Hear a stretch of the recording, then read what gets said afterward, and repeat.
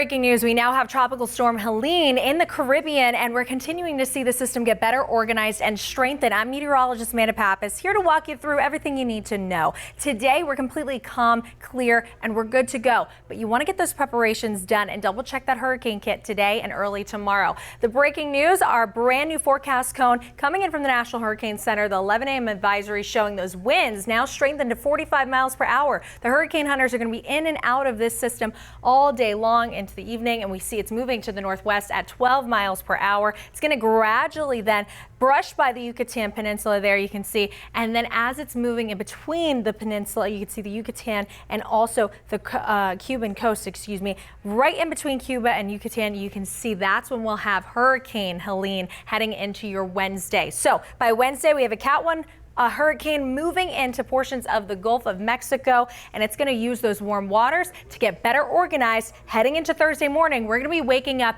to a major hurricane, a Category 3, as it sits out over the open Gulf waters. Now, is it impossible to see a Cat 4? No, not at all. So that's why we want you guys to take this seriously. The major update with this advisory is just showing that we do see that Category 3 status a little sooner in terms of timing, but our watches and warnings all remain the same. We have a hurricane watch in effect for our area here in Tampa Bay, up and down the west coast. And we still anticipate that Tropical Storm Helene will become a major hurricane, make landfall along the Big Bend of Florida, heading into late on the day, on Thursday. So what's the weather impact? What do you need to know? When you are going to be impacted by this system, by Helene, Wednesday night up until Friday morning here in the Bay Area. The impacts that you'll feel: storm surge, flooding, damaging winds as well. So what do you need? You need to know your zone. Please make sure you evacuate when those mandatory evacuations go out. We have not seen storm surge like this in a very long time. And in addition to that, you want to make sure you stay tuned for more updates. You want to catch Bobby at noon and also the rest of the team throughout the evening hours, and then check in with me tomorrow morning again for any of those updates or changes, as we could see and we will see more of these slight changes to that track, especially down the line. Right now, live look at Tropical Storm Helene in the Caribbean. A lot of convection firing off, especially in comparison to this morning. We're seeing more of those clouds start to fill in, so that's something else that we're keeping an eye on. Take a look at future radar. It's going to be moving just past the Yucatan and in between Cuba. As it does so, that's when it picks up that Category 1 status as a hurricane, and it's going to interact with some of the warmest and deepest waters in the Atlantic Basin, meaning this is tons of energy for the system to then rapidly intensify into that major category strength of hurricane. So as we head into Thursday, this is 2 o'clock. The system's almost parallel with us. We will be feeling the first bands of rain and wind and impacts by Wednesday evening, right around 6 o'clock. That's when those rain bands start to arrive, even into the afternoon hours. And we will see this system will then make landfall late Thursday into the overnight hours Friday potentially, and continue to push into Georgia. Still really feeling, the impacts from those rain bands and winds all throughout Thursday and even into early Friday. We are still going to be impacted. And I want you to look at the forecast winds. So you see those winds really picking up, especially Thursday afternoon. So the brunt of it comes Thursday afternoon and late into the evening as well. So what does this mean? Well, we have the winds first coming in from the southeast, then they're going to shift as that system continues to near that landfall, and we have those winds coming in from the southwest. And wind, we know, is a force. It acts to push up all that water. So with that in mind, we have storm surge watches up and down our coast, and we do have the potential to see storm surge anywhere from 5 to 8 feet with this system having those winds shift out of the southwest. It's going to push up all that water, and that is going to be our main threat. Remember, we hide from the wind, we run from the water. Storm surge is the most deadly part of any tropical system, so we want to make sure you're ready and prepared. We have tons of links online on our 10 Tampa Bay app of where to get bags, sandbags, everything else that you'll need to protect yourself and your home. And what you want to know is that we continue to see that storm surge is going to be the main threat, the biggest issue with this system. So in addition to the storm surge watch, there is a hurricane watch there as well. And now with this latest advisory, we do have a tropical storm warning for portions of the Keys over towards Key West. So that's something to keep in mind as well. And also, guys, what I really want you to take away from this is that the system is going to be large. It's going to be very strong. And so even if you're not technically in the cone, that doesn't matter. You saw all that yellow, the shaded area, all that yellow encompassed all of our area, meaning that everyone is going to be feeling those tropical storm force winds, if not hurricane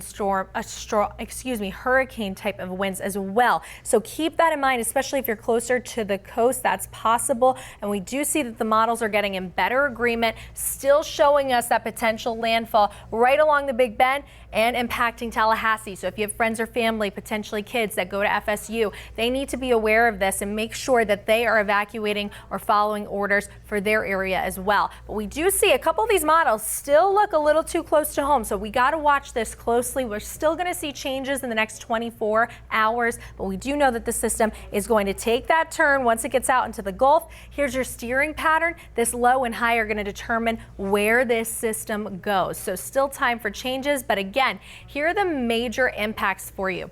With Tropical Storm Helene, it's going to become a hurricane, and the major impacts for Tampa Bay are surge 5 to 8 feet, and northern counties 6 to 10. I'm talking Citrus County, rain 4 to 8 inches. Flooding is going to be an issue. Those winds going up to 55 miles per hour, gusting to 60 at times. And severe weather is also possible, level 1 at a 5 for that, with those isolated tornadoes becoming a possible threat as soon as Wednesday evening in those bands of rain and wind. And as this hurricane passes by and moves up the coast, it's like a Debbie situation, an Ian situation that we've seen before.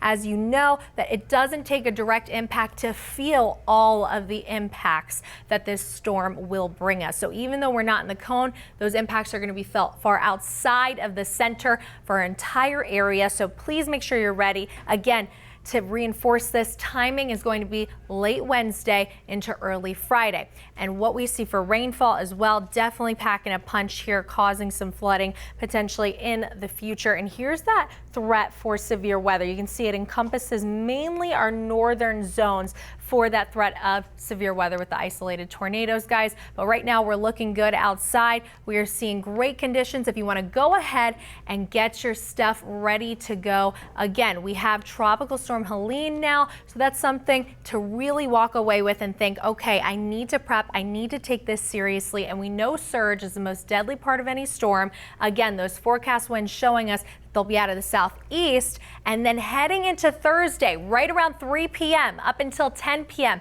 That's when our storm surge threat will be the worst. And taking a look again, when can we finally feel those impacts? When are they coming to us? Well, the first rain bands move in late on Wednesday. This is Wednesday at 10 o'clock. And within these bands, they could have isolated tornadoes. So please be careful. Just today, go over those preps, finalize everything by tomorrow morning, or even sooner than that would be better. And also go over your evacuation plans and your hurricane kits. Make sure you have everything ready to go. You still got time today. Everything's fine. And you still have some time tomorrow morning. But these bands, again, arrive late tomorrow, Wednesday at 10 o'clock. That's when the outermost bands arrive. And we do know that the storm surge is not going to be the first half. That's always the back half of any system.